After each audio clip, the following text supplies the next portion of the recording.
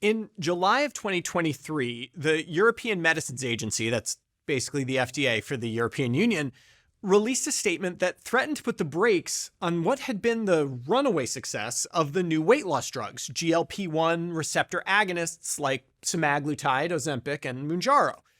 The agency announced they were conducting a formal review into reports that the use of these drugs could increase the risk of suicide and suicidal thoughts. The reason for the review, the Icelandic Medicines Agency had received reports of up to 150 people taking the drugs who then reported suicidal thoughts or self-injury. Now, the easiest way to prove that a drug might increase the risk of death from suicide is to look at randomized trial data. If individuals randomized to a GLP-1 receptor agonist die from suicide at a higher rate than those randomized to placebo, you've got your causality signal. But suicide is a rare thing, occurring in about 14 per 100,000 people in the US, and people who enroll in randomized trials are often heavily screened to ensure they don't have any psychological issues at baseline. It's no surprise then that the randomized trial data has not shown a psychiatric safety risk for the new weight loss drugs. Which means if you really want to figure out if the risk is real, you have to use real-world data.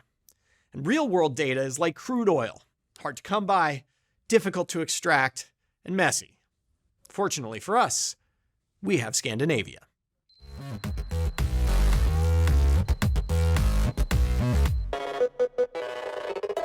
They say that countries like Sweden and Denmark have some of the happiest populations in the world. I suspect this is driven largely by epidemiologists there who are thrilled to have access to medical data sets that basically encompass every person in the entire country for their whole life.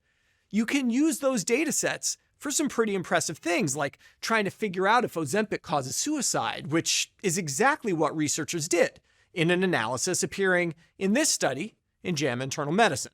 But first things first, is it even biologically plausible that Ozempic could lead to suicide? I think it is, actually. First off, we know that the GLP-1 receptor agonists act on receptors in the brain. Any drug that can get across the blood-brain barrier, in theory, can have adverse or positive psychiatric effects.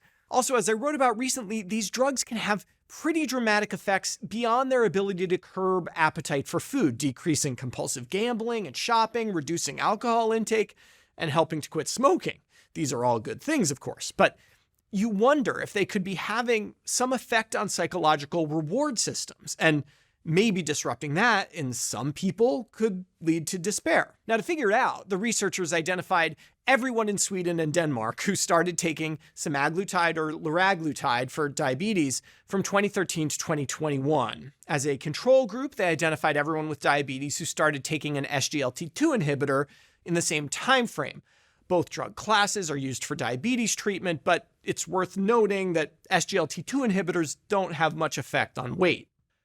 In any case, we have 124,517 adults who started taking Ozempic or an Ozempic-like drug, and 174,036 who started taking one of the SGLT2 inhibitors. This is not a randomized trial, of course. People who were started on Ozempic were different than those started on SGLT2 inhibitors. Showing you the Swedish data here, you can see that those taking Ozempic and related drugs tended to be more often female, less likely to have cardiovascular disease, more likely to have a diagnosis of obesity, and more likely to be taking insulin.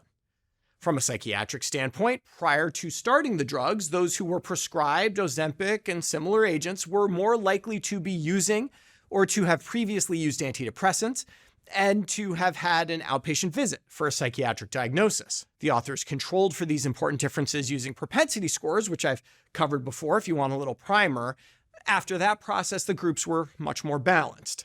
That done, they looked forward in time to see who would, die from suicide or suffer non-fatal self-harm, or among those without a prior psychiatric diagnosis, develop a new diagnosis of anxiety or depression. The top line results are here. 77 new Ozempic users died from suicide. That's 6 out of 10,000 people. 71 new SGLT2 inhibitor users died from suicide. That's 4 out of 10,000 people. After accounting for the differences between the two groups at baseline, the authors calculate an overall risk for suicide that is 25% higher for the GLP-1 receptor agonist users though the margin of error is large here, ranging from a 17% reduction in risk to an 88% increase. When death from suicide and non-fatal self-harm were combined, GLP-1 receptor agonists appear to be protective. Looking at new psychiatric diagnoses, it seems to be a total wash. What have we learned here? At the top, I explained how randomized trials are really not ideal for detecting differences in rare events like suicide, and we need to depend on real-world data. And yet, here it is. More than 100,000 users of Ozempic or similar drugs with a reasonable control group, and the outcome is equivocal. The headline is certainly, there is no significant association between Ozempic and suicide. The results of this study are 100% consistent with that statement because it's clear you could see results like this due to chance alone. That's why the 95% confidence interval of risk crosses 1. But negative results are tricky.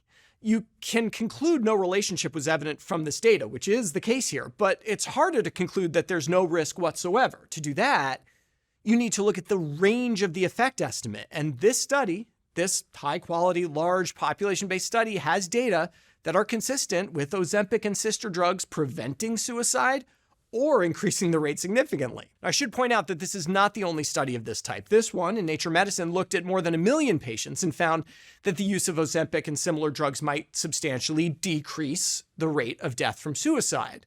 And of course, suicide is a product of multiple interacting factors: the individual's psychological state, the services available to them, the culture they are immersed in, and so on. Scandinavia, with its high national happiness and paradoxically high suicide rate, may not be comparable to the US. For now, though, the weight of evidence does not suggest a major risk here. But it's not a bad idea to remember, whether prescribing these drugs or taking them, that they do affect the brain. That's how they work.